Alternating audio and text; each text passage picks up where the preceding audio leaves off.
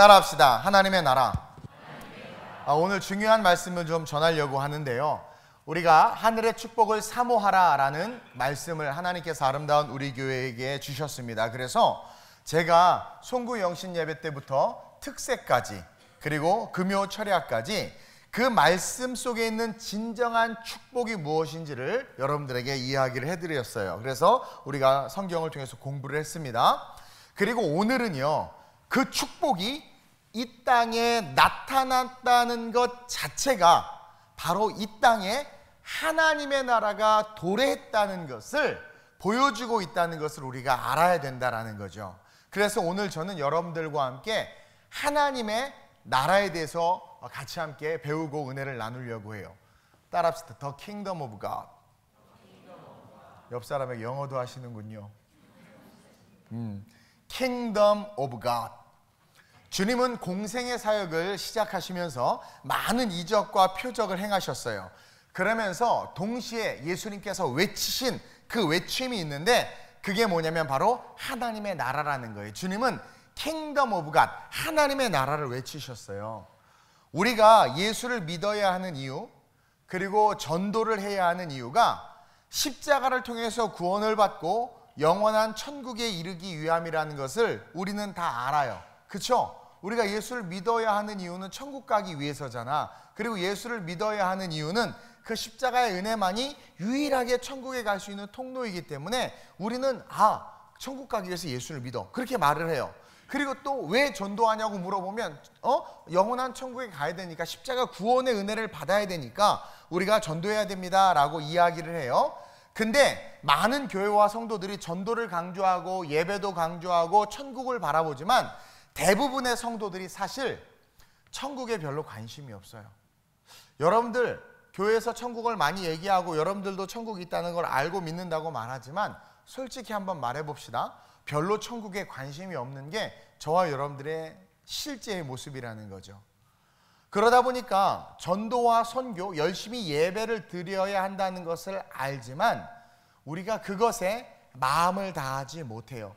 진짜 천국이 실제가 되고 그의 나라에 가고자 하는 것이 나에게 소원이 된다면, 여러분들은 청약 통장을 붓고 아파트에 당첨되고 뭔가 이 땅에서 저게 좋아, 저렇게 해야 돼, 저게 더 나은 삶이야 라고 말하면서 그것을 추구하는 것만큼, 최소한 그것의 반이라도 천국이 실제가 된다면 그 천국을 소유하고 그 천국에서의 삶을 준비하기 위해서 이 땅에서 뭔가 우리의 삶의 모습에 그 모습이 보여져야 되는데, 그러지 않는단 말이에요. 그러지 않는단 말이에요. 돈 몇 푼 때문에 사장님이 오라고 그러면 주일날도 기꺼이 제끼고 버스도 아니라 지각하면 택시 타고 회사 가는데, 예배 늦으면 이왕 늦은 거 2부 예배 드리자, 그쵸? 그리고 교회에서 무슨 일이 있어서 좀 집사님 도와주세요 그러면 바쁜데요? 그런단 말이에요. 킹덤 오브 갓이 전혀 우리의 삶에 실제가 되지 않는단 말이에요. 그러니 전도를 하는 것도 힘이 없어. 내가 실제가 안 되는데 어떻게 예수 믿어 교회 나와 이렇게 말하냔 말이에요. 그의 나라가 실제가 안 되니까 하다못해 치과 보험 돈 넣는 거는 열심히 넣는데, 그의 나라가 실제가 안 되니까 오늘 헌금 안 갖고 왔네. 우리 주님 다 아시니까 괜찮아. 그의 나라가 실제가 되지 않으니까 우리의 모습 속에 그게 실제가 되지 않는다는 모습이 너무나 많이 보인다는 거죠. 주님은요, 영혼 구원이나 전도, 선교, 그리고 그거 이전에, 영혼 구원이나 전도하거나 선교하기 이전에 많은 기적과 이적과 표적을 보여주셨어요. 그래서 우리가 특세 동안 요한복음에 나온 7가지 기적을 공부했는데, 그러면서 뭐라고 이야기하냐면 이적과 기적과 표적을 보여주시면서 예수님이 전도하기 이전에 사실 예수님은 12제자들만 모아놓고 많은 사람들에게 강론했지 막 그렇게 막 열심히 전도하지는 않았어요.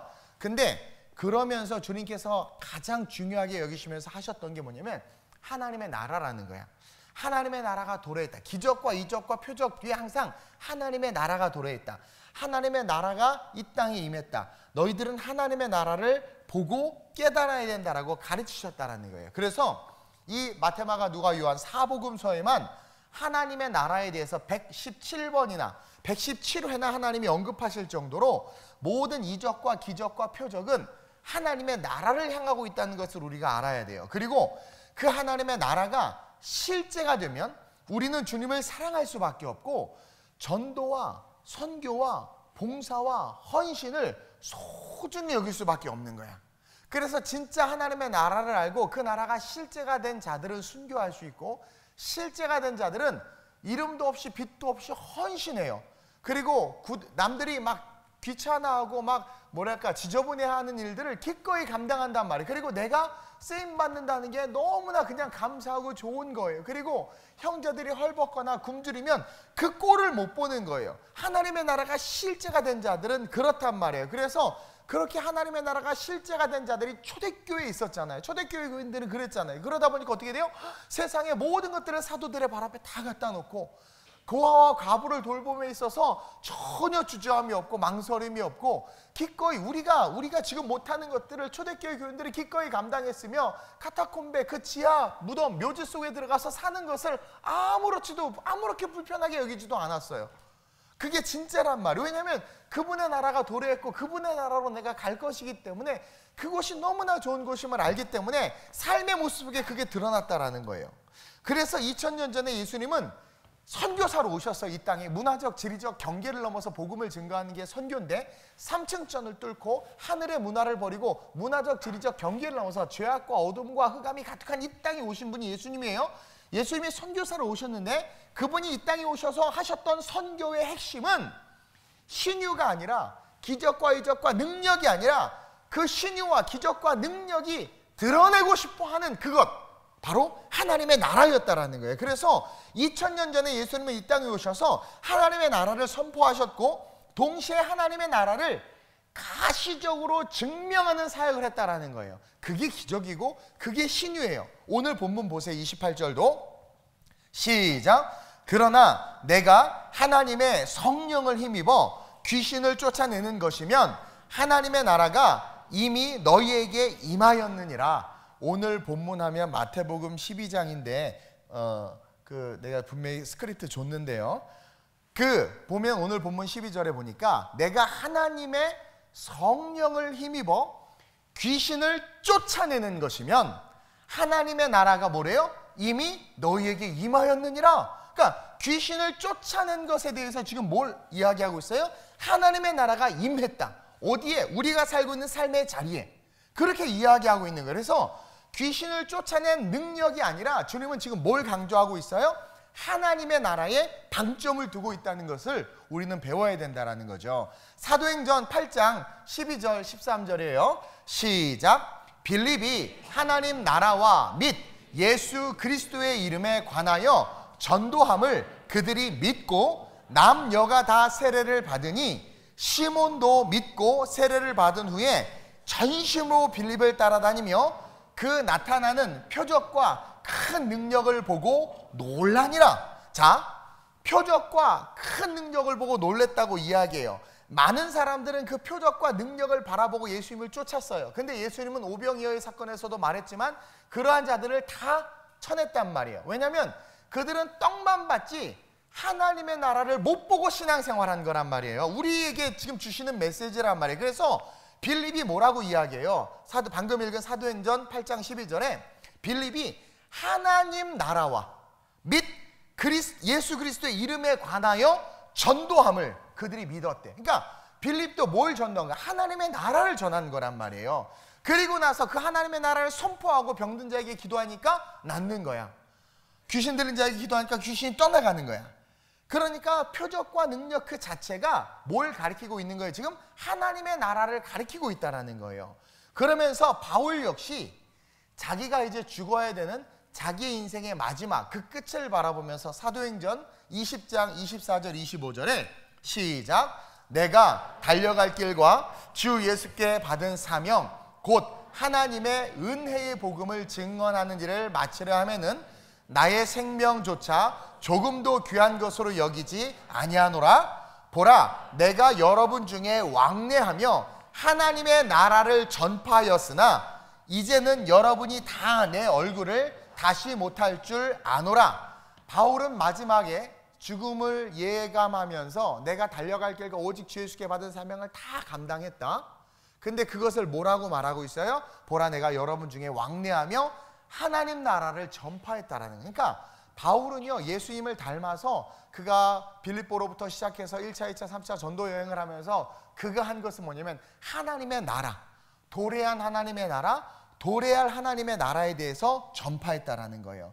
그러면서 사도행전 28장 23절 마지막이에요. 끝이에요.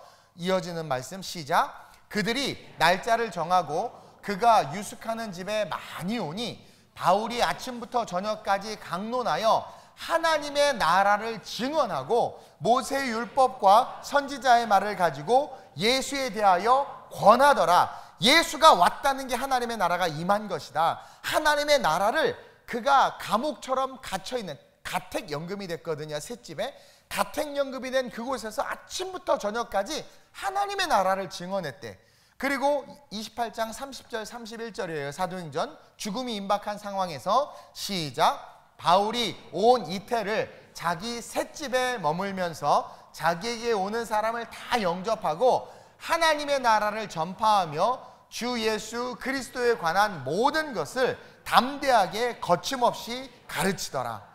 우리가 깨달아야 되는 게 뭐냐면 하나님은요, 하나님의 나라를 알길 원하신다라는 거예요.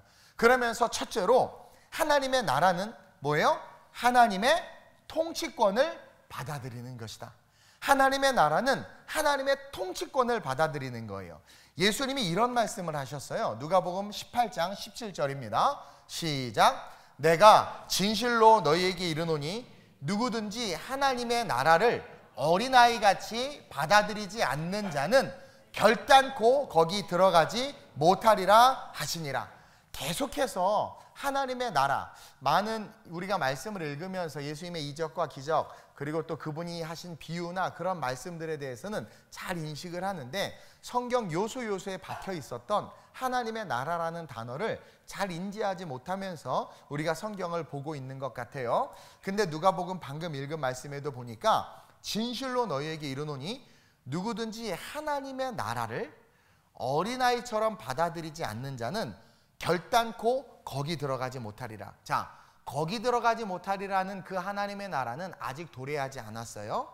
근데 지금 누구든지 하나님의 나라를 어린아이같이 받아들이지 않는 자, 여기서 말하는 하나님의 나라는 도래한 하나님의 나라예요. 다시 말하면 예수 그리스도를 말하는 거예요. 자, 이렇게 말씀하신 예수님의 이 말씀의 배경은 뭐냐면 부모들이 자기 아이들을 예수님이 좀 만져줬으면 좋겠는 거야. 안수도 해주고 무릎에도 좀 앉혀줬으면 좋겠는 거예요. 그래서 아이들을 데리고 온 거예요. 그러자 제자들이요 꾸짖는 거예요. 아니, 지금 이런 애기들을 예수님이 말씀을 저한테 데리고 오면 어떡하냐고. 알아듣지도 못하는데 데리고 가라고. 왜 그런 거 있죠? 일부 예배 때 애들 좀 일부 예배 본당에 데리고 오지 마. 시끄러워 죽겠어. 막 그 아이가 뭘 알아듣는다고. 또 우리 철야 때 보면 강대상 우리 주일학교 애들이 차지하고 있는 거 알죠? 그래도 요즘에 조금 청년하고 장년들이 올라와요. 침노하고 있어요. 그렇죠? 다행이에요. 그리고 제가 안수를 요 밑에까지 안 들어가고 있어요. 왜? 올라오라는 거예요. 근데 보면 애기들이 막 하면 어떤 분이 그래. 아유, 목사님 좀 애들 좀 못 올라오게 하지. 저거 애들 그냥 흉내 내는 거야. 흉내. 뭐 기도도 안 하고 자두만 막 그러면서 아우 좀 쟤네들 좀 철야 좀 오지 말게 하든가 강대상에 올라가지 말게 하라고. 여러분들하고 2000년 전에 오늘이 누가복음에 나와 있는 그들하고 별반 다를 바 없는 것 같아요. 근데 그렇게 이야기하고 있는 거예요. 근데 예수님이 뭐라고 해요? 그런 상황에서 말씀하는 거예요. 이 어린아이와 같이 아니하면 하나님의 나라에 들어갈 수 없다. 자, 이게 뭐냐면 어린아이들은 어떤 설교나 성경의 이야기들을 아직 이해하거나 논리적으로 지식적으로 이렇게 이해할 수 없어요. 근데 주님이 뭐라고 말하냐면 어린아이들은 받아들인다라고 이야기해요. 어린아이와 같이 받아들이지 아니하면, 그러니까 어린아이는 특징이 한 가지가 있는데 여러분들하고 다르게 여러분들은 thinking, 생각하고 판단하잖아요. 근데 어린아이들은 받아들인다라는 거야. 그냥 믿어버린다라는 거야. 주님은 이곳에 방점을 두고 있는 거예요. 그러면서 하나님의 나라는 어린아이처럼 받아들이는 자만이 들어간다라는 거죠. 자, Kingdom of God, 왕국이라는 표현이죠. 킹덤, 하나님의 나라, 킹덤, 왕국. 이 왕국이라고 하는 것은요, 왕이 권위를 행사하는 것을 뜻하며 왕의 통치 속에 있는 백성이 있다라는 거예요. 그래서 왕의 짐의 말이 곧 법이다 그러는 것처럼 왕의 말은 권세가 있어요. 그리고 그 왕이 그 권세를 드러내는 곳이 킹덤이에요. 민주주의랑 달라요. 민주주의는 뭐예요? 다수의 의견이 힘이 되는 것이라면 이 왕국은 왕의 말이 힘이 되는 거예요. 그래서 백성의 생각은 중요하지 않아. 백성의 다수결도 중요하지 않아. 통치하시는 왕과 통치받는 백성이 있는 게 왕국이에요. 그렇죠? 근데 그 백성이 왕의 통치를 받지 않는 거예요. 받아들인다는 것은 내 생각과 이성이 아니라 왕이신 그분이 말씀하는 것을 억셉트해야 되는데 그분보다 똑똑하지 않고 그분보다 지혜롭지 않고 그분보다 능력도 없으면서 계속해서 생각하고 고민하고 정말 그게 맞을까? 판단한다라는 거예요. 그래서 그런 자들은 어떻게 된다는 거예요? 쫓겨난다라는 거예요. 그래서 어린아이같이 하나님의 나라는 받아들여야지, 받아들이지 않고 생각하고 판단하고 뭐 이렇게 재고 고민하면 결국은 쫓겨난다라는 거예요. 보세요. 그 쫓겨남은 뭐예요? 세상으로, 질병으로, 가난으로, 고통으로 쫓겨나는 거예요. 에덴은 너무나 아름다운 곳이었는데 이 에덴에서 어떻게 됐어요? 쫓겨났어요. 하나님의 통치를 받지 않는 거예요. 먹지 말라고 했는데 왜? 먹으면 안 돼? 먹고 싶은데 내 맘이야 하고 따먹은 거죠. 좋아요. It's okay. 근데 어떻게 됐어요? 통치권을 거부한 거야. 하나님의 말씀을 받아들이지 않으니까 하나님이 그 안에 가둘 수 없는 거예요. 그래서 어떻게 돼요? 거기서 쫓겨나는 거야. 지금 우울, 갈등, 혼란, 고통, 미움, 좌절 막 이런 아픔 속, 혼돈 속에 살아가고 있는 우리를 이야기하는 거예요. 예수님이 오시고 복음을 전파하시는 것은 자신을 통해서 그 하나님의 나라로 들어가라고. 그 하나님의 나라는 어떤 혼돈이나 고통이나 상함이나 눈물이나 아픔이 없는 곳이에요.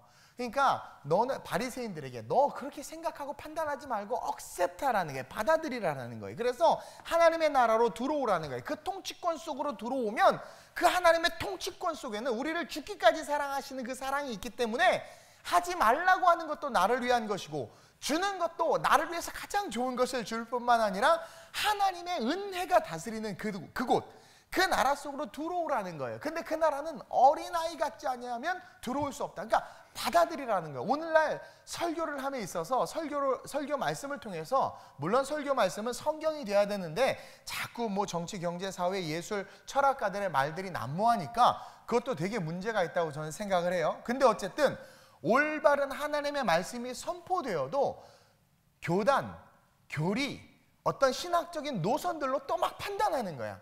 그러니까 뭐예요? 받아들이지를 않으니까 어떻게 되는 거예요? 계속 우리는 고난과 고통과 질병 속에 있는 거예요. 근데 성경에 나온 수많은 이적과 표적들 보세요. 받아들일 때 기적이 일어났고 받아들일 때 치유됐단 말이에요. 그래서 주님은 빨리빨리 내 통치권 속에 들어오라는 거예요. 왜? 왕국, 킹덤 오브 가시니까 내 통치권 속에 들어와라. 이 안에는 너희들이 원하는 모든 것이 있다라는 거예요. 근데 이 안에 들어오기 위해선 너희가 어린아이 같이 그냥 억셉트해야 되는 거예요. 받아들여야 되는 거야. 그렇죠? 근데 왜 판단하고 의심하냐라는 거예요.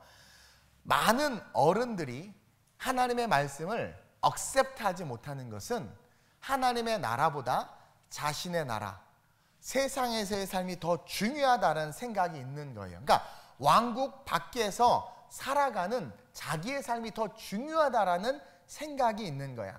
그것을 아시는 주님은 야, 니네들이 내 나라에 들어오지 못하는 것은 니네들 그 호두만한 뇌로 이것이 옳다 저것이 옳다 이래야 된다 저래야 된다 막 오늘날 교회 안에서도 이념 문제들이 많잖아요. 근데 그 이념을 뛰어넘어서 말씀이 무엇을 말하고 있는가를 바라보고 그 말씀 안으로 들어와야 되는데 이것이 옳다 저것이 옳다 막 그러다 보니까 어떻게 돼요? 그 왕국 안에 들어오지 못하는 거예요.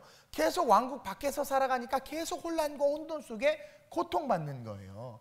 그래서 주님이 우리에게 기도를 가르쳐 주실 때 가장 강력한 기도죠. 주기도문. 주님이 가르쳐 주신 기도문. 그건 생명인데 그 기도문을 가르쳐 주실 때 이렇게 가르쳐 줬단 말이에요. 마태복음 6장 9절에서 10절입니다. 시작. 그러므로 너희는 이렇게 기도하라. 하늘에 계신 우리 아버지여, 이름이 거룩히 여김을 받으시오며 나라가 임하시오며 뜻이 하늘에서 이루어진 것 같이 땅에서도 이루어지이다. 우리가 외우는 주기도문이죠.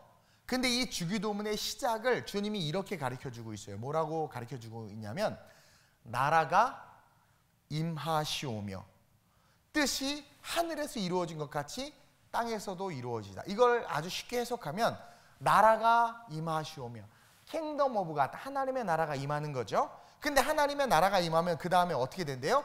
뜻이 하늘에서 이루어진 것 같이 땅에서도 이루어진다. 그러니까 하나님의 나라가 임하면, 하나님 킹덤 오브 갓이 되면, 하나님의 통치권이 나타나면 뜻이 하늘에서 이루어진 것 같이 땅에서도 이루어진다. 하나님의 뜻이 이 땅에 그대로 이루어질 뿐만 아니라 하나님의 뜻이 뭐예요? 우리를 향한 하나님의 뜻은 뭐예요? 평안이라고 그러잖아요. 그렇죠?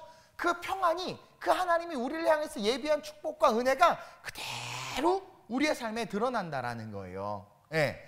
이 하나님의 나라라는 말, 이 하나님의 나라가 헬라어로 바실레이아, 우리 들어봤을 거예요. 히브리어로는 말구스라고 하는데, 이 말구스와 바실레이아라는 단어에 공통적인 뜻이 있어요. 그게 뭐냐면 영어로 authority와 sovereignty야. 다시 말하면 권위와 주권이라는 거예요. 하나님의 나라는. 그래서 accept하는 그 순간, 그렇죠? 하나님의 주권과 권위가 내가 살고 있는 내 삶의 현장에 드러나는 거예요.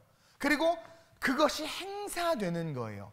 그러다 보니까 귀신이 그 앞에 서 있을 수 없는 거야. 그리고 질병이 그 authority와 sovereignty 앞에서 자기의 능력을 드러낼 수 없는 거예요. 그래서 그냥 자연스럽게 소멸돼 버리는 거예요.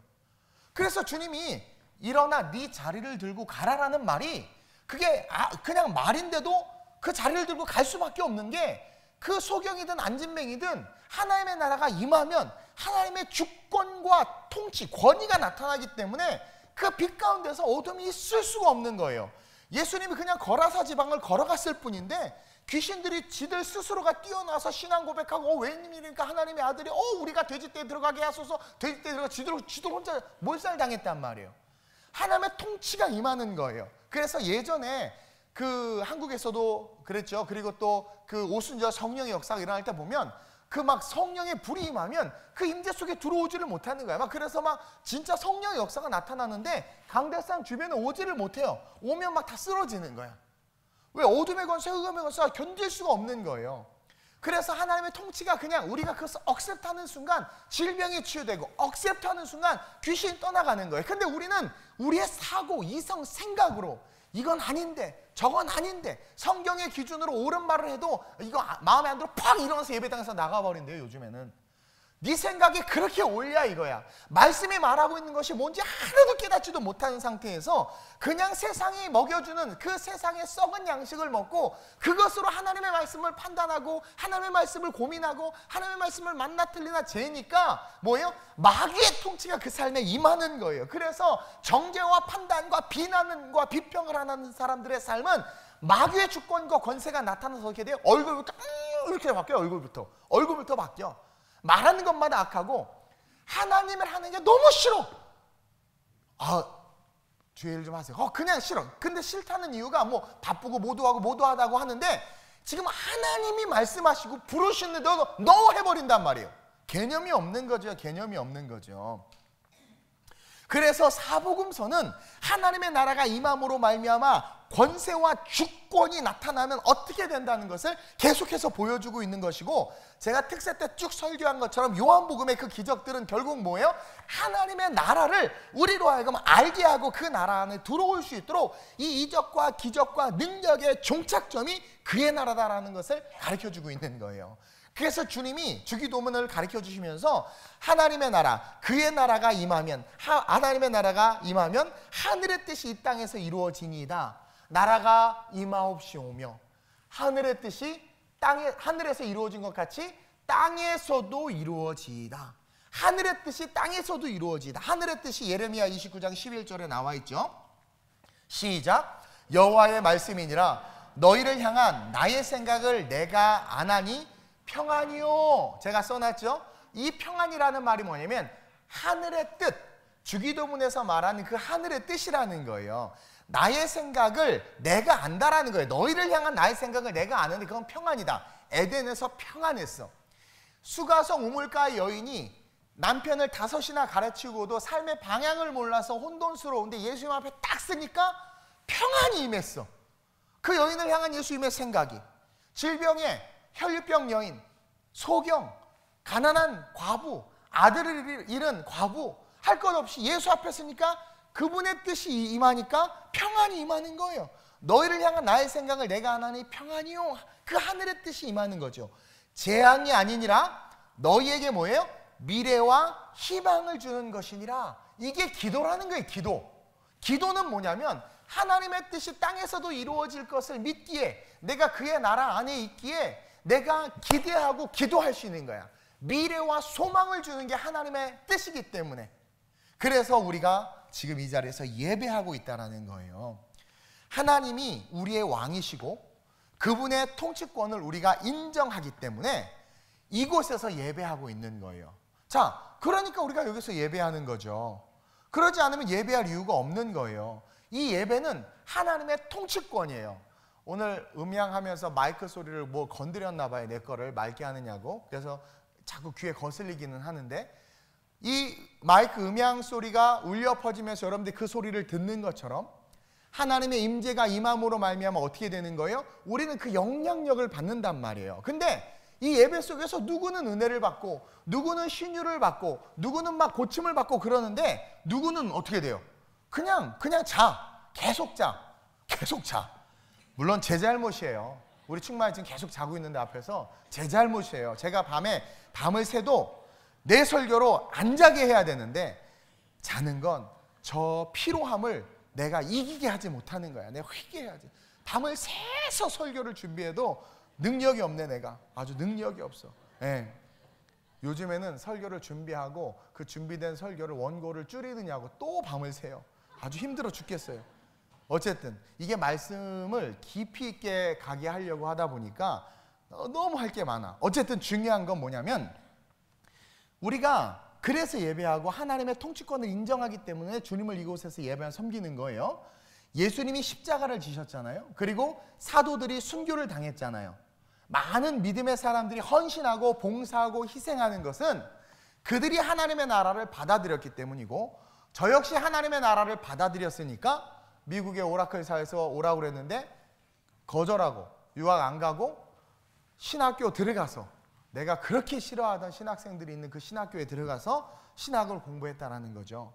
그리고 하나님의 나라가 내 삶에 임하니까 이 땅에서 먹고 사는 게 중요한 게 아니라 하나님의 일을 하는 게 중요하다는 것을 아니까 항상 우선순위가 그것이 되고, 저도 넘어지고 쓰러져요. 의인은 없대 하나도 없어요.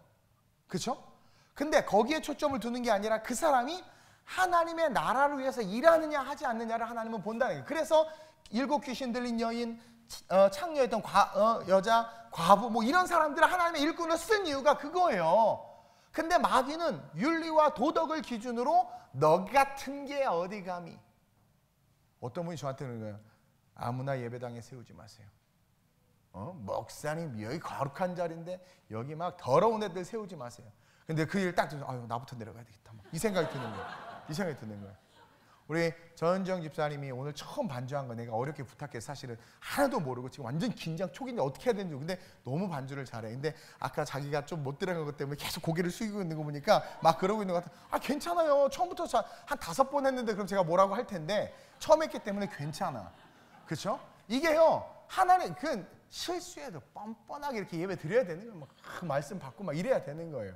근데 우리는 자꾸 뭔지 모를 그런 뭐 중요하지 않은 것에 소탐대실이라고 하죠. 집중하냐고 큰 것을 잃어버리고 있다는 거예요. 네. 왜? 아니 저 사람 어떻게 저렇게 헌신하지? 아니 저 사람 어떻게 똑같은 신앙생활인데 어떻게 저렇게 하지? 아니 하나님 앞에 물질 드리는 거 안 아깝나? 시간 드리는 거 안 아깝나? 당연히 안 아깝지. 하나님의 임재가 내 안에 있으면은요 전혀 그러질 않아요. 여러분들이 맛을 봐야 맛을 알지 샘표 간장. 하나님의 나라를 맛을 못 봤기 때문에 모르는 거야. 이해가 안 돼. 그 맛보면 그게 봉사하는 게 얼마나 좋고, 헌금하는 게 얼마나 좋고, 일하는 게 밥하는 게 얼마나 좋고, 청소하는 게 얼마나, 저도요 설교 준비한 새벽 3시 반, 4시 반쯤 머리가 이렇게 잘 안 돌아가면 청소기 들고 2층을 다 쓸어, 나 혼자 지하 주차장까지 다 해. 그러면 깨끗해져. 이 먼지와 함께 내 머릿속에 있는 잡생각도 다 사라지는 거죠. 하나님의 나라를 받아들이면 그럴 수 있다는 거예요. 여러분, 기적 때문도 이적 때문도 내 질병이 치유되었기 때문도 아니라 그것은 단지 하나님의 나라가 도래했다라는 것을 보여주는 것뿐이지, 그렇죠?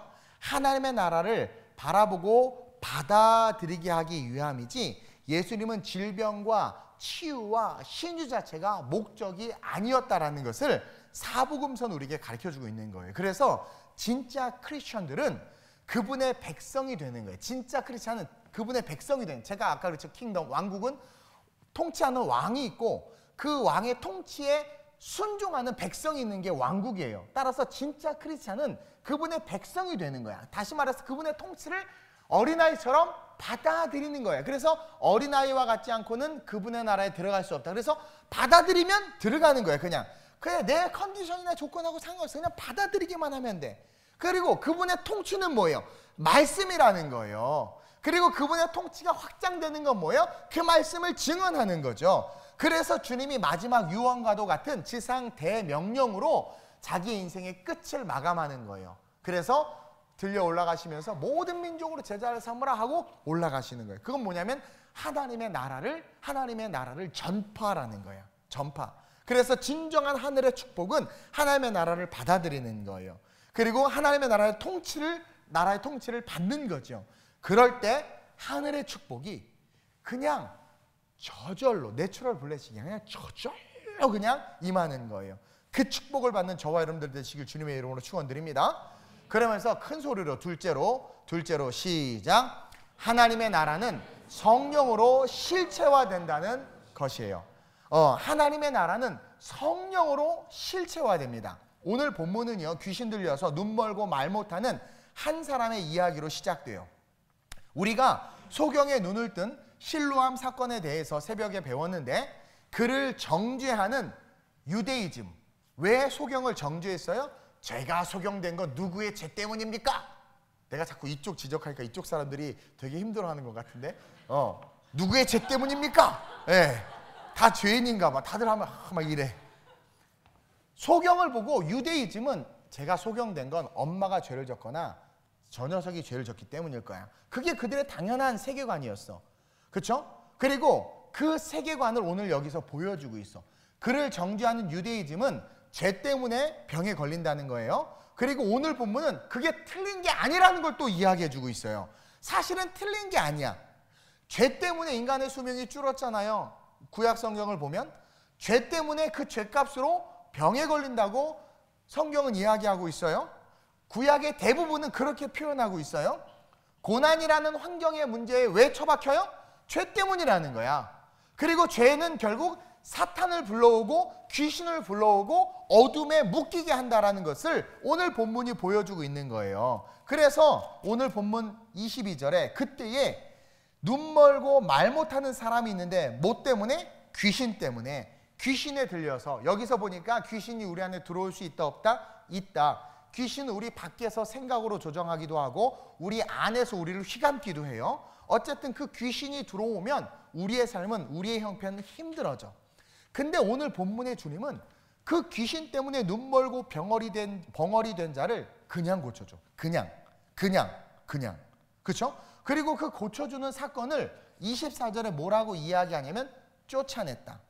그렇죠? 24절을 보니까 바리새인들은 듣고 이르되 이가 귀신의 왕 바알세불을 힘입지 않고는 귀신을 쫓아내지. 그러니까 쫓아냈다라는 표현을 써요.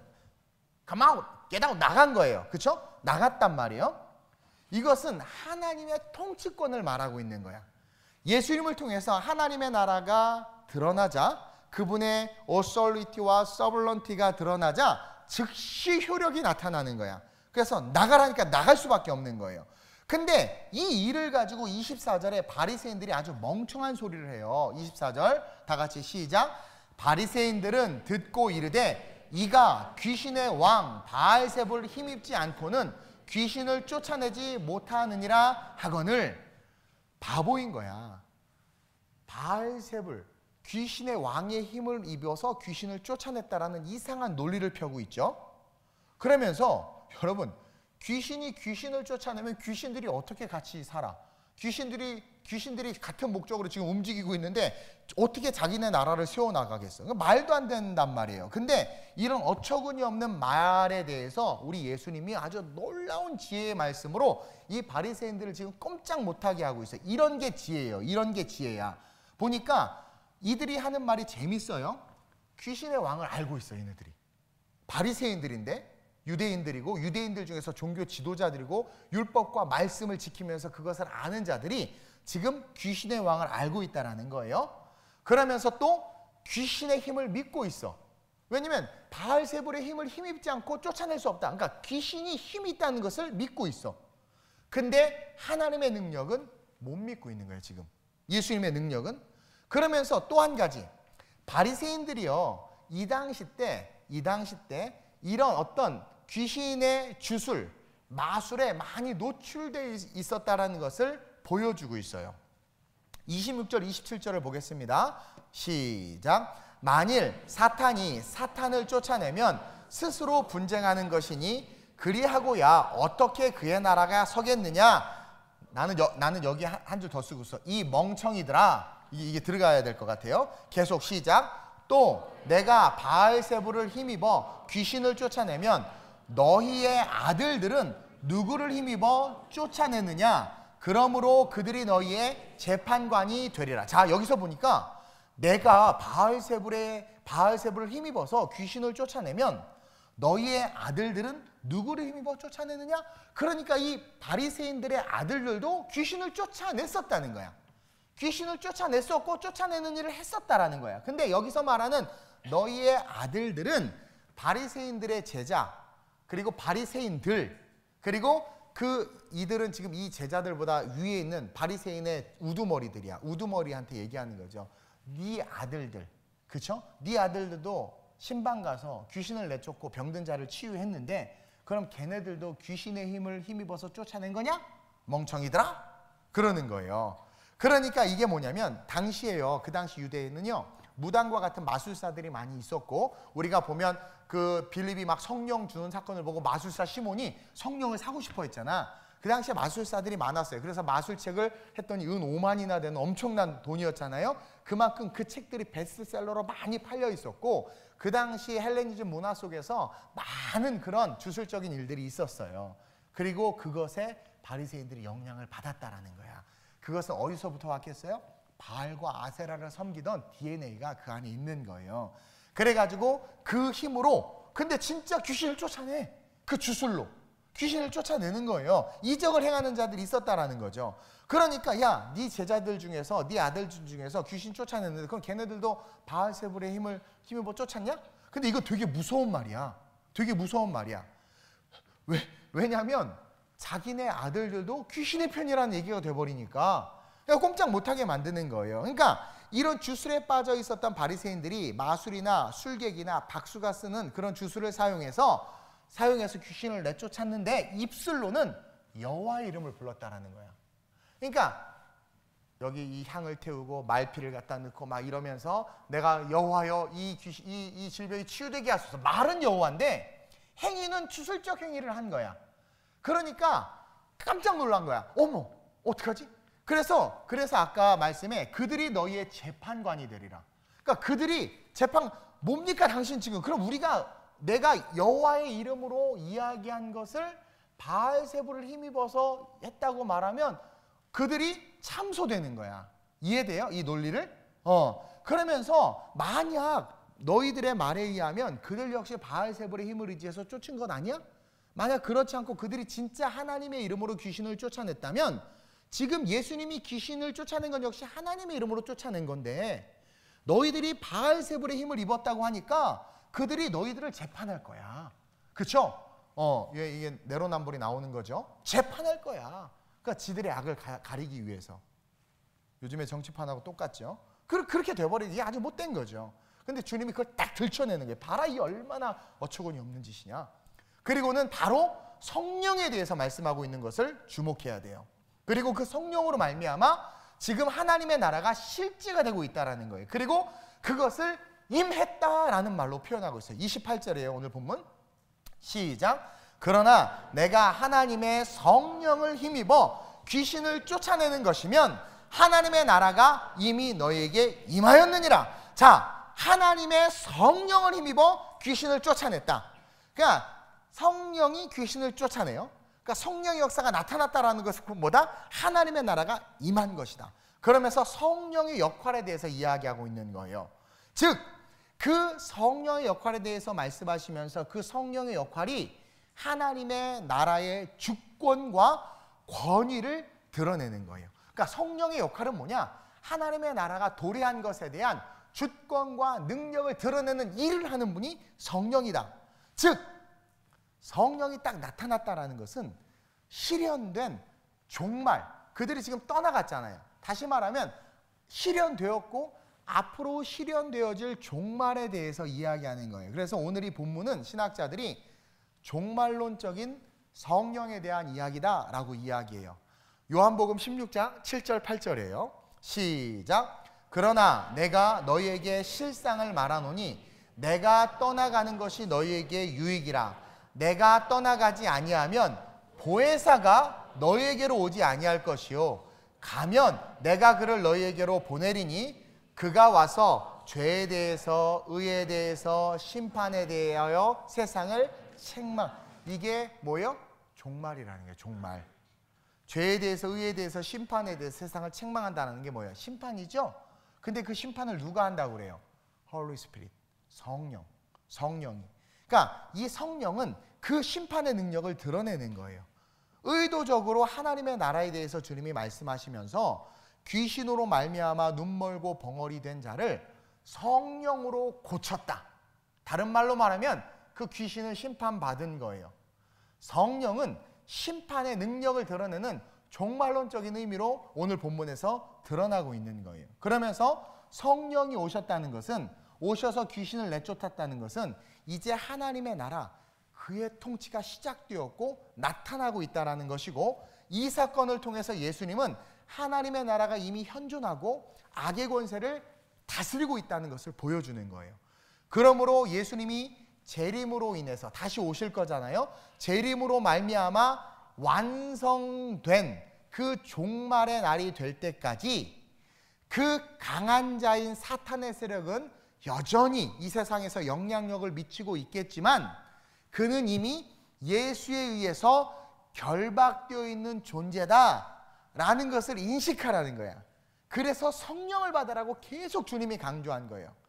그래서 주님은 끊임없이 자신이 결박한 그 사탄의 세력들에게서 우리가 하나님의 나라를 누리게 하시고자 성령을 받으라고 계속 말씀하셨고, 성령을 받기 전에 예수님의 제자들은 예수님 곁에 있었지만 사탄의 세력에 지배당했고, 계집요정이 모닥불째는 베드로를 정죄하니까 막 예수님을 저주하는 것처럼 사탄의 세력들에게 놀림당했고 지배당했고 여지없이 무너졌어요. 예수님과 함께 했음에도 불구하고 성령을 받기 전에는 사탄의 권세를 이길 수가 없었단 말이에요. 그러나 그들이 사도행전에서 성령을 받자 어떻게 돼요? 예수님이 결박하신 사탄의 권세가 제자들을 건드릴 수 없는 거예요. 왜냐하면 성령을 딱 받는 순간 하나님의 나라가 도래한 거예요. 하나님의 나라가 임한 것이고, 내게 있는 성령은 종말론적으로 흑암의 권세와 어둠의 권세를 이미 묶어버린 거예요. 그래서 성령 받은 자가 딱 가는 그 순간 어떻게 돼요? 귀신이 견딜 수가 없는 거예요. 왜냐하면 자기의 실존이 드러나는 거거든요. 그래서 떠나갈 수밖에 없는 거예요. 그래서 사도행전에서 보니까 제자들이 어떻게 돼요? 땅을 밟으니까 어떻게 돼요? 그 땅이 진동하고 복음을 전하니까 베드로와 요한이 기도하러 가다가 안진뱅이를 고치는 사건을 의도적으로 사도행전에서 가장 먼저 기적을, 가나 혼인잔치의 기적을 요한복음이 의도적으로 가장 먼저 언급한 것처럼 성령 받은 제자들 베드로와 요한이 가장 먼저 이적을 행한 게 뭐예요? 안진뱅이를 일으켰단 말이에요. 근데 그 안진뱅이는 늘 보던 아이야. 근데 그동안 아무런 일도 일어나지 않았는데 성령을 받으니까 어떻게 돼요? 하나님의 나라가 도래한 거죠. 그분의 권위와 주권이 있는 거예요. 가니까 딱 보니까 이건 아니야. 하나님의 나라를 선포해야 되겠어요. 그래서 은과 금은 내게 없다. 세상의 나라죠. 은과 금을 구하잖아요. 우리 모두 다. 은과 금 내게 없다. 하나님 나라 나한테 없다. 아니, 세상의 나라 나한테 없다. 내게 있는 것을 내게 주노니 곧 나사렛 예수의 이름으로 일어나 걸어라. 내게 있는 게 뭐야? 하나님의 나라란 말이에요. 그 나라는 예수님으로 말미암아 이 땅에 임했어요. 그 예수님이 성령을 주셨으니까. 그래서 그 예수님으로 말미암아 예수님을 내게 주노니 나사렛 예수의 이름으로 일어나라 하니까 그 말이 선포되는 순간 그 안진뱅이를 묶고 있던 흑암의 권세, 어둠의 권세, 귀신의 권세는 하나님의 주권 앞에 죄송해요. 정말 죄송해요. 인문학적인 용어로 쪽도 못 쓰고 도망가는 거예요. 그냥 그 즉시 떠나가는 거예요. 그리고 재밌는 거는요. 교회에서 어떻게 봉사해요? 어떻게 그렇게 목사님 어떻게 그렇게 선교하셨어요? 개척하면서부터 어떻게 이렇게 오셨어요? 어떻게 그렇게 하세요? 막 그렇게 말하는데 여러분들 어떻게 한다는 건 여러분들은 하나님의 나라에 들어있지 않은 사람들이야. 미안하지만. 그래서 저는 하나님의 나라에 있는 사람을 만나는 게 무서워요. 그거 갖고 힘들다고 그래요? 뭐 어딜 쉬려고 그래? 어딜 쉬려고? 제일 무서워 그런 사람들이. 그러니까 난 감사해요. 여러분들이 그런 말 안 해주셔서. 어쨌든 중요한 건 하나님의 나라에 있는 사람들은요. 보세요. 사도들이 사도행전에서 가라면 그냥 가. 빌립이 막 윗지방에서 전도하고 있는데 성령님이 야 저기 밑에 아프리카 에티오피아 넷이 있으니까 글로 가니까 기꺼이 뛰어가. 그리고 기꺼이 막 순교 기꺼이 막 다 흩어다. 그리고 사도행전에서 제자들이 뻘짓하는 거 있어요? 하나도 없어요. 사도행전에서 제자들이 뭐 이렇게 도망가고 계집녀 막 그렇고 밥 좀 주세요 막 그런 거 있어요? 없어요. 오늘날 여러분 초대교회 크리스찬들의 모습, 그리고 지금도 여러분들 뭐 책을 보지만 뭐 김하중 장로님 같은 그리스도의 대사 그런 분들 보세요. 지금 직장인들 보세요. 막 그냥 기꺼이 그냥 그게 어떻게 나오냔 말이야. 그렇죠? 그것은 하나님의 나라가 임한 사람에겐 당연한 거예요. 그래서 사도 바울은 고린도전서 4장 20절 이 모든 것을 정리해서 이렇게 이야기하는 거예요. 시작.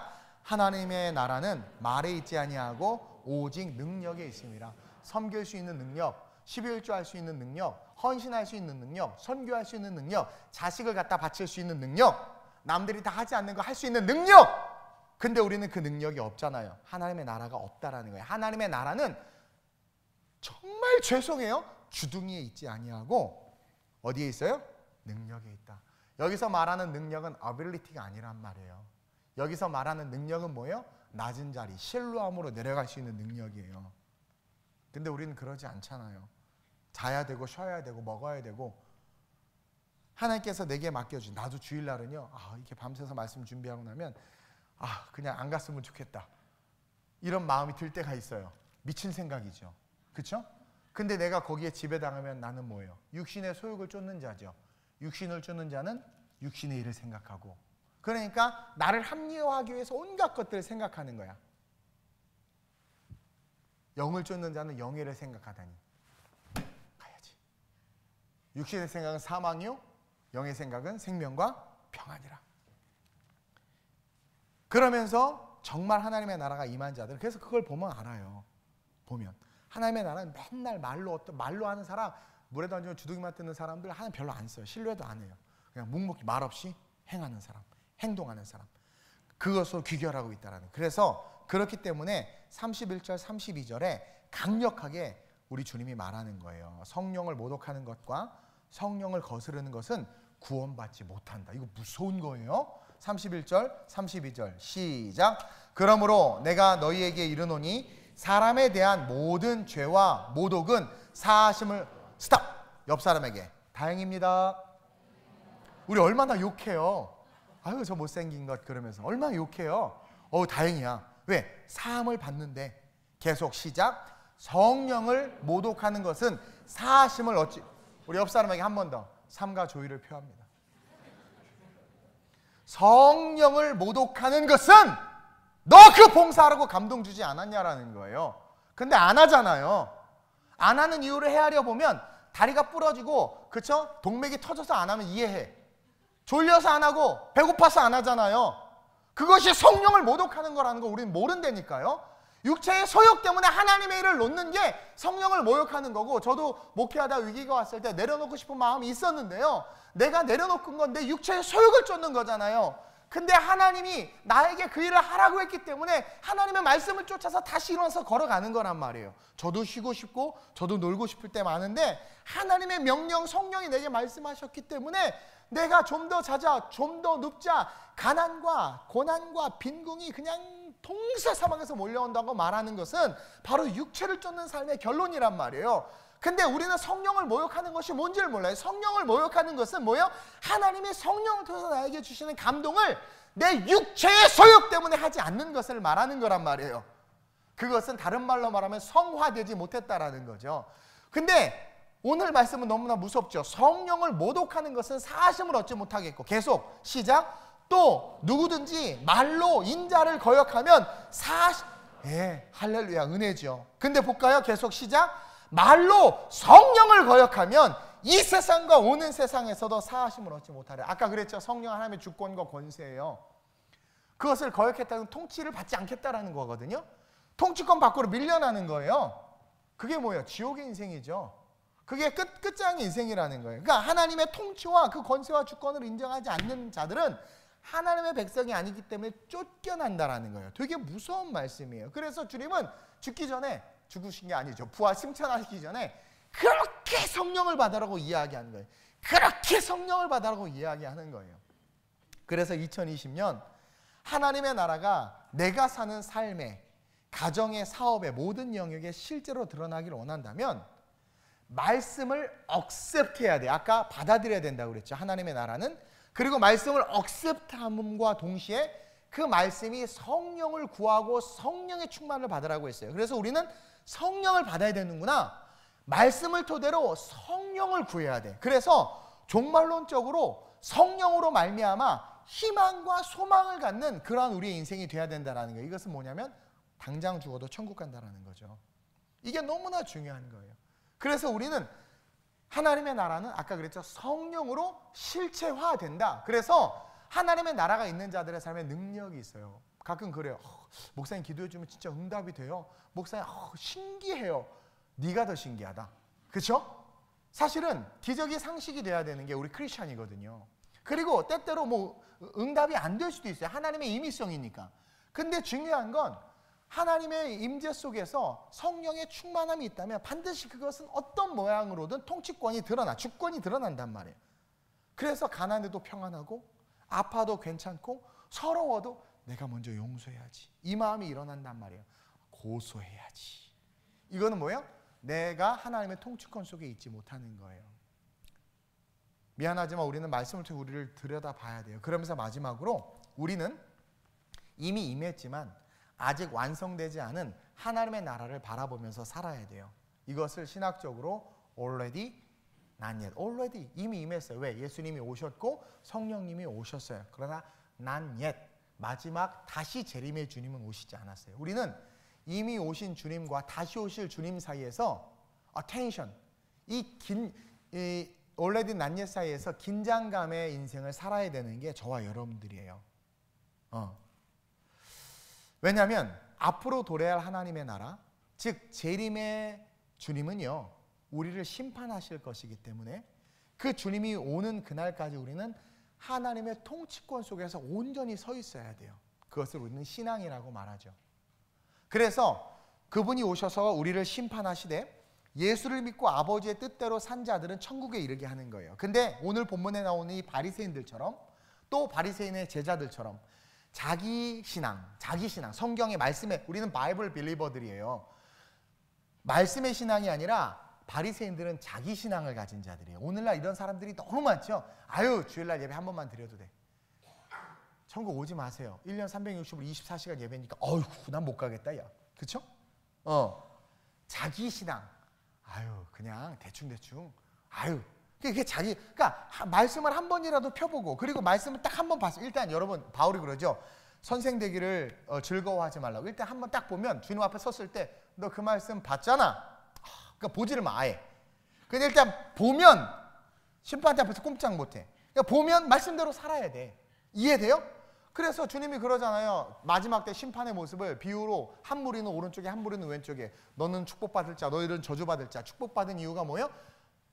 내가 배고플 때 물 줬고 배고플 때 물 주면 안 되지. 배고플 때 밥 주고 목마를 때 물 주고 막 이래서 복 받았다. 너는 내가 목마를 때 물도 안 주고 배고플 때 밥도 안 줬고 말로만 내가 너의 배고픔을 위해서 기도할게. 내가 너 갈증이 사라지기 위해서 기도할게. 아우 목말라고 자기만 마시는 거죠. 이러한 자들이라는 거예요. 그런 자들은 주님이 뭐래요? 하나님의 통치권 밖에 있는 자들이라 염소라고 말하면서 지옥 갈 자들이라고 해놓잖아요. 왜냐하면 말씀을 받는데도 그대로 행하지 않았기 때문에 그러는 거예요. 그러니까 바리새인들처럼 자기 신앙, 자기 생각, 자기 고집으로 신앙생활하는 사람들을 말하는 거예요. 근데 이러한 자들을 어떻게 이야기하냐면 성령을 거스르는 자들이라고 이야기해요. 그래서 아까 그러한 자들은 사함을 받지 못하는 삶으로 나아가고 결국은 지옥에 보낸다라는 거예요. 다시 말해서 주님 다시 오시는 그날 그들은 지옥으로 간다라는 거예요. 따라서 already 난 옛의 긴장감 속에서 우리는 텐션에서 살아야 되는 거예요. 그래서 성령이 필요한 거예요. 더욱더. 그것에 대해서 우리 주님이 이렇게 가르쳐주고 있어요. 오늘 본문 말씀 마태복음 12장 35절 37절이죠. 시작. 선한 사람은 그 쌓은 선에서 선한 것을 내고 악한 사람은 그 쌓은 악에서 악한 것을 내느니라. 내가 너희에게 이르노니 사람이 무슨 무익한 말을 하든지 심판날에 이에 대하여 신문을 받으리니 내 말로 의롭다함을 받고 내 말로 정죄함을 받으리라. 네가 성령으로 말하면 칭찬을 받겠지만 네 생각과 네 신앙으로 말하면 정죄를 받는다라는 거예요. 근데 여기서 어떤 말이 중요하냐면 선한 사람은 그 쌓은 선에서 선한 것을 내고 악한 사람은 그 쌓은 악에서 악한 것을 낸다라는 거예요. 다시 말해서 2020년 쌓는 삶을 살아야 돼. 이 쌓는다라는 것에는 뭐가 포함되어 있어요? 시간이 포함되어 있는 거예요. 시간. 2020년이라는 시간 속에 우리는 하여튼 뭐든 쌓게 돼 있어.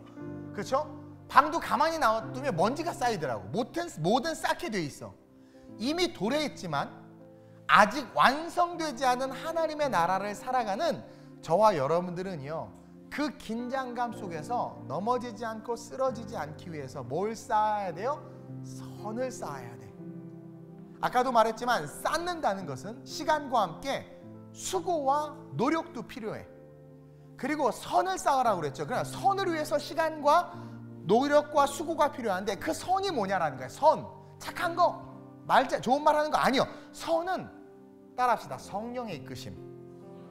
여기서 말하는 선은 성령의 이끄심이에요. 따라서 우리는 성령의 이끄심을 쌓느냐, 성령의 이끄심을 쌓지 않느냐. 봐봐요. 성령의 이끄심을 쌓는 게 선을 쌓는 거고 자기의 생각과 자기의 신앙을 쌓는 건 뭐예요? 성령을 거스르는 거란 말이에요. 그러니까 성령을 쌓기 위한 시간과 수고와 노력이 우리에게 필요해. 2020년 그런 시작이 됐으면 좋겠어요. 이제 연초에. 여러분, 성령은 보혜사죠. 카운셀러, 곁에서 우리를 돕는 파라클레토스란 말이에요. 성령은 곁에서 우리를 돕는 분이야. 제 옆에요, 예를 들어서 물질과 권력을 가진 분이 저를 도와보세요. 제가요 미약한 종인데 그분의 도움 때문에 클 수 있는 거야. 바울이 그렇게 큰 거예요. 루디아라는 한 여인이 바울을 키운 거예요. 하나님이 붙이셔서. 내 옆에 예를 들어서 아무 힘도 없고 연약해. 그러면 물론 내가 힘을 받을 수 있으면 내가 힘을 막 주는 거야. 그러다 보니까 나는 소진된단 말이에요. 이것을 우리가 어떻게 생각해야 되냐면 우리가 세상을 향해서 힘 있는 자가 되어야 된다는 거예요.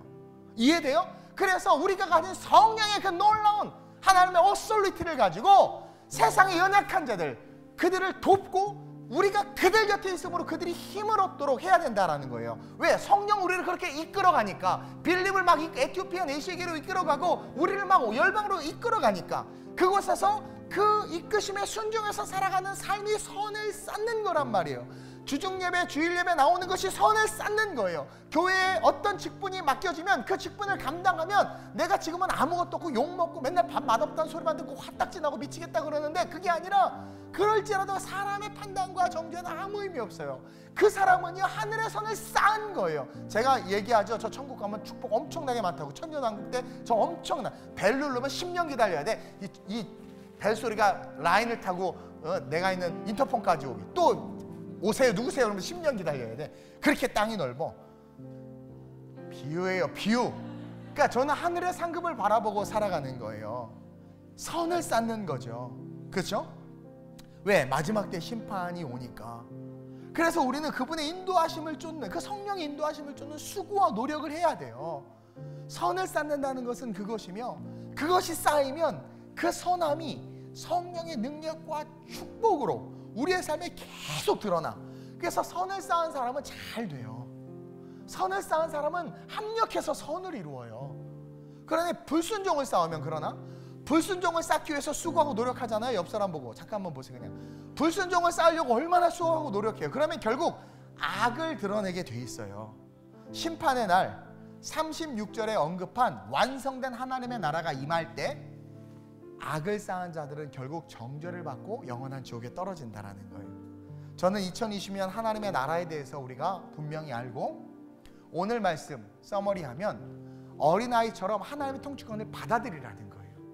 어떤 말씀이 선포되든 그것을 억셉트 하세요. 그것을 억셉트 하세요.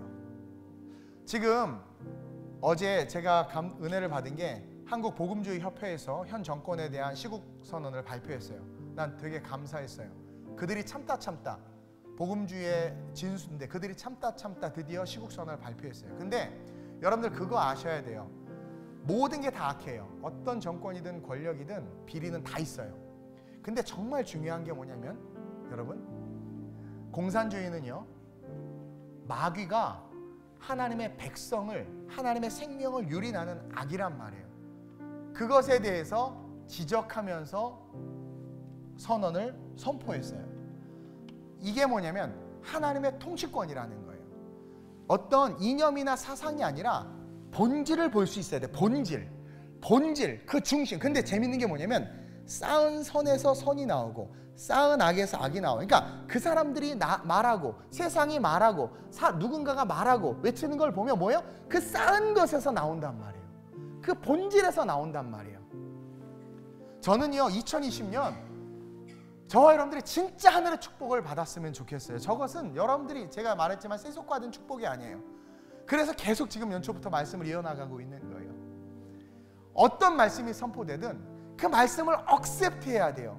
정치적인 논리나 이념으로 말씀을 받지 마세요. 성경이 말하고 있는 것이라면 그것을 그대로 억셉트하세요. 그리고 그것을 어린아이처럼 아멘하고 믿고 하늘의 뜻이 땅에서 이루어지도록 성령을 사모하셔야 돼요. 그러면서 성령을 받아야 내가 배우고 들은 하나님의 말씀이 실체로 내 삶에 나타나는 거예요. 그것이 뭐예요? 내 삶에 드러나는 주권이라는 거예요. 하나님의 오소리티라는 거예요. 그래서 그것과 함께 걸어가는 삶이 선을 쌓는 삶이에요.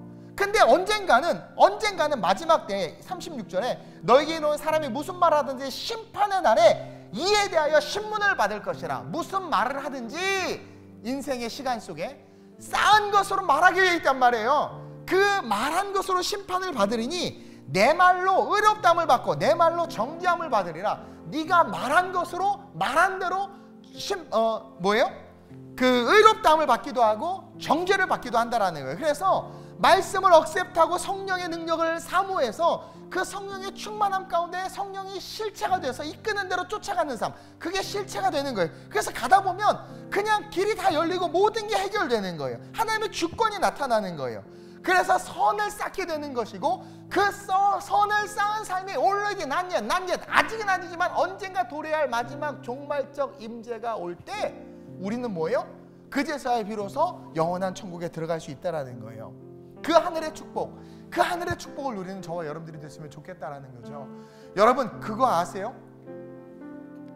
장례식 어제도 치르고 얼마 전에도 치렀지만 제가 장례식 할 때마다 늘 느끼는 게 제 스스로를 점검하는 거예요. 과연 내가 천국 갈 수 있을까? 그러면서 자꾸 도덕과 윤리적인 것만 생각이 들어요. 아니 그거 잘못된 거예요. 영원한 천국, 죽음 앞에서는 내가 하나님이 나에게 맡긴 일을 잘했나? 예수님이요 제자들이 부인하고 도망간 거 아무것도 지적 안 했어. 맡겨진 일을 했냐라는 거야. 근데 뭐 일 좀 맡기려면 못하겠다는 말이 그렇게만, 애 둘 키우는 게 그렇게 힘든지 못하겠다고 말하고 안 하겠다고 그러고 그게 내일이면 모르겠어요. 근데 여러분 그거 아세요? 머리이신 그리스도가 공동체를 이루는 게 교회인데 그 교회 안에서 하나님의 통치권이 임하면 자발적 순종은 당연한 거예요. 근데 오늘날 한국 목사들 다 회개해야 돼요. 물질의 문제에서 하나님 앞에 순종하지 못하잖아요. 그러니 나라와 민족이 이렇게 어려워졌죠. 어쨌든 결론입니다. 여러분, 저는 여러분들이 진짜 하늘의 축복을 받았으면 좋겠어요. 하나님의 통치권을 받아들이세요. 제가 가르쳐드렸죠. 하나님의 통치권을 받아들이는 건 뭐예요? 어린아이처럼 되는 거예요. 그냥 accept하는 거예요. 말씀을 accept하는 거예요. 근데 그 말씀 중에 주님이 피 터지게 말씀하신 게 성령 받으라는 거죠. 오늘 말씀을 통해서 배웠죠. 성령이 뭐 하신다고 그랬어요? 모든 것을 사하시고 성령이 모든 것을 심판하신다고 그랬어요. 종말론적으로 임한 거예요, 성령은. 따라서 성령을 받고 성령의 충만함이 임하면 성령 우리를 이끌어요. 그게 실체가 되도록. 그래서 이끄는 삶을 살아가는 것이 선을 쌓는 거예요. 그리고 그 이끄시는 삶을 살아가다 보면 능력이 나타나요. 능력이 나타나요. 저 병든 자 많이 고쳤어요? 그때 그럼 저는 왜 안 고치나요? 모르겠어요? 그 하나님의 뜻이에요. 근데 중요한 건 능력이 나타나요. 근데 그것을 긴장감 속에서 지속해야 된다는 거죠. 그럴 때 우리는 영원한 천국에 이룰 수 있다는 거예요. 나더러 주여 주여 하는 자마다 천국에 가는 것이 아니요 아버지의 뜻대로 행하는 자라. 이 뜻이 바로 이거예요. 오늘 말씀. 이걸 기억하면서 오늘 한번 기도합시다. 하나님, 내 삶에 하나님의 나라가 임하게 하여 주옵소서. 내 삶에 하나님의 나라가 임하게 하여 주옵소서. 하나님, 내가 말씀을 억셉트하게 하여 주옵소서. 성령이 내 인생의 실체화되게 하시고 그 성령을 쫓아감으로 선을 쌓게 하여 주옵소서. 내 생각의 신앙과 내 욕심의 신앙으로 악을 쌓는 것이 아니라 수고와 노력이 성령을 쫓아가게 하소서. 그러므로 말미암아 도래할 주님 앞에서 영원한 천국을 누리는 내가 될 수 있게 해달라고 오늘 말씀을 기억하면서 주님의 이름을 한번 부르고 기도합니다.